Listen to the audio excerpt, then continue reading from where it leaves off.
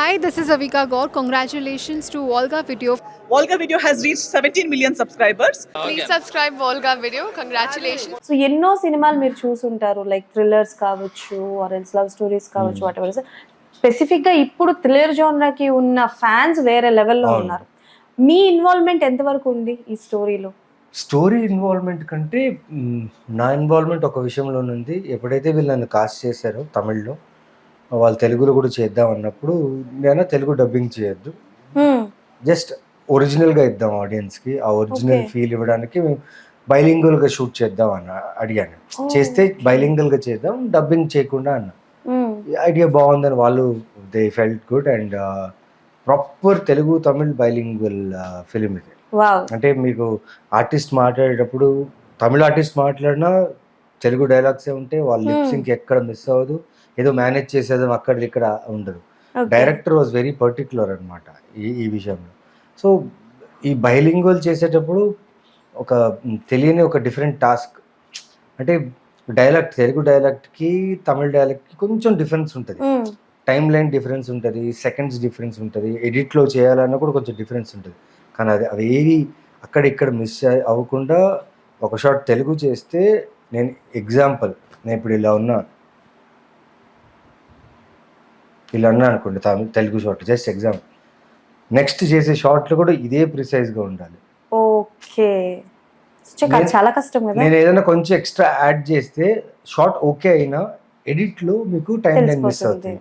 అప్పుడు ఎడిట్లో time line miss అవుతే dubbing time line అన్నీ సెకండ్స్తో సహా.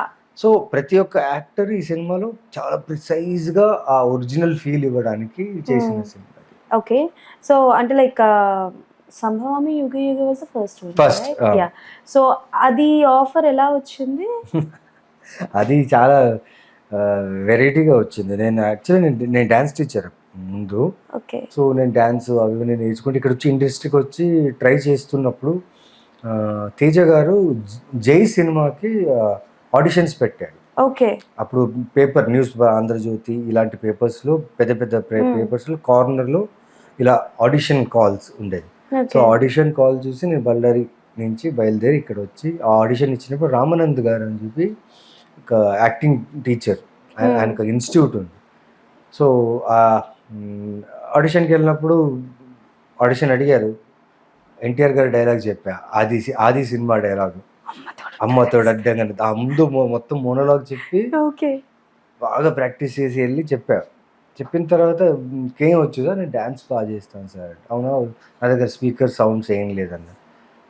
పర్లేదు సార్, నేను అలాగే చేస్తాను చెప్పి ఏదో నా సౌండ్ బాడీతో సౌండ్ చేసుకుంటే ఏదో చేశాను. అండ్ నచ్చింది, చాలా క్రియేటివ్గా అనిపించింది. నువ్వు ఇక్కడ ఏం చేస్తున్నావు, ఇక్కడ దొరికితే ఫ్రెండ్ రోలో లేకపోతే చిన్న రోల్ దొరుకుతుంది, ఓకే నీకు ఇంత టాలెంట్ ఉంది, నువ్వు మా ఇన్స్టిట్యూట్కి రా. మా ఇన్స్టిట్యూట్ స్టూడెంట్స్ ఉన్నారు, 15 మంది స్టూడెంట్స్ ఉన్నారు. సో నా యాక్టింగ్ ఇన్స్టిట్యూట్ అయిన తర్వాత నువ్వు డ్యాన్స్ నేర్పించు, సో దాంట్లో నీకు ఫీజు ఏం వస్తుందో నువ్వు కొంచెం పెట్టుకో, నాకు కొంచెం. డీల్ బాగుంది. ఓకే, హైదరాబాద్ అంటే నా ఐడియా ఏమైందంటే ఇలాంటి ఒక స్పేస్లో వెళ్తే అట్లీస్ట్ ఎక్కడి నుంచి ఒక వే దొరుకుతుంది యాక్టర్ అవ్వడానికి. అప్పుడు నాకు హీరో అనే థాట్ ఉండలేదు, ఆర్టిస్ట్ అవ్వాలి. సో అక్కడ వెళ్ళిన తర్వాత రవి వర్మ అని చెప్పి ఆ సినిమా డైరెక్టర్, నేను అక్కడ స్టూడెంట్స్కి డ్యాన్స్ నేర్పించినప్పుడు చూశారు, వాళ్ళ సినిమాకు ఒక డ్యాన్స్ చేసే ఒక క్యారెక్టర్ కావాలి. ఓకే, సో అలా చూసారు, అలా సెలెక్ట్ చేశారు. దెన్ సంభవామి స్టార్టెడ్, అక్కడ స్టార్ట్ అయింది, ఇక్కడ దాకా వచ్చింది. So much of journey. అంటే లైక్ ఇంత జర్నీలో చాలా అప్స్ అండ్ డౌన్స్ కూడా చూస్తూ ఉంటారు. అండ్ కొంతమంది మన గురించి మంచి మాట్లాడతారు, కొంతమంది మన గురించి నెగిటివ్ మాట్లాడతారు. బట్ మిమ్మల్ని బాగా కదిలించిన సిచ్యువేషన్ ఏదైనా ఉందా, లైక్ మూడ్ ఆఫ్ కానీ లైక్ సైలెంట్ అవ్వడం కానీ అట్లా? చాలా సిచ్యువేషన్ అంటే ఎప్పుడైతే ఫస్ట్ కోవిడ్ వచ్చిన తర్వాత చాలామంది సినిమాలు ఆగిపోయింది, చాలామంది సినిమాలు షూటింగ్ చేయడం ఆపేశారు.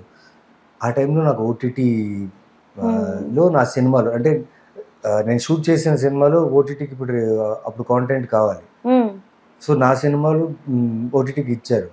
సో ఫస్ట్ భానుమతి రామకృష్ణ ఓటీటీలో రిలీజ్ అయిన తర్వాత సినిమా బాగుంది, అంతా బాగుంది, కానీ ఎక్కడో కింద చూపు చూశాను. Like OTT actor, OTT series చేసే యాక్టర్, అది ఇది అనేసి ఒక 2-3 ఫిలిమ్స్ అలాగే ఓటీటీలో వచ్చిన తర్వాత అది కొంచెం అంటే కింద చూపు చూశారు, ఓకే. ఓటీటీ వల్ల, ఓటీటీ సినిమాలు చేయడం వల్ల కింద చూపు చూశారు. బట్ నాకు క్లారిటీ ఉన్నింది, అంటే బిహేవియర్ తెలిసిపోతుంది కదా, ఎవరు ఎలా చూస్తారు, ఎవరు ఎలా మాట్లాడతారు అని. తర్వాత పోను బ్యాక్ టు బ్యాక్ ఓటీటీలో బాగా రిసీవ్ చేయడం జరిగింది. నా సిరీస్ అయినా కానీ, నా పరంపర, ఇన్స్పెక్టర్ జిఎం ఇవన్నీ వచ్చిన తర్వాత అనిపించింది, ఓకే మనం ఏం చేయాల్సిన అవసరం లేదు. మనం వేరే ఎవరు మనల్ని కింద చూపు చూసినా, ఇన్సల్ట్ చేసినా, ఏదైనా అన్నా అది వినడానికో లేకపోతే దానికి సమాధానం చెప్పడానికో ఇక్కడ రాలేదు. మనం వచ్చింది దేనికి? యాక్టర్ అవ్వాలి.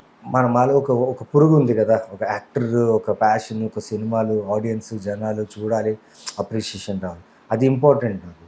సో దాన్ని పెట్టుకుని నేను ఏది పట్టించుకోను. I just do my work. నా ప్రొడక్షన్కి నా తరఫున ఎలాంటి ఇబ్బంది కలగకూడదు. ఒక చిన్న ఇబ్బంది కూడా నా వల్ల లేటో, నా వల్ల షూటింగ్ క్యాన్సిల్ అవ్వడమో, లేకపోతే అన్నెసెసరీగా ఇన్వాల్వ్ అయిపోయి షూటింగ్ ఇబ్బంది పెట్టడము. Hello, నేను మీ Ruksha Dhillon. Congratulations to Volga videos. Volga వీడియోస్కి కంగ్రాట్స్ అండి. Congratulations to 17 million subscribers of Volga Videos. Congratulations to the whole team. Congratulating Volga videos on that. ఇంకా మెనీ మోర్ సబ్స్క్రైబర్స్ యూజ్ వై అండ్ మీరు ఇలానే ఎంటర్టైన్ చేస్తుండే మమ్మల్ని. Thank you.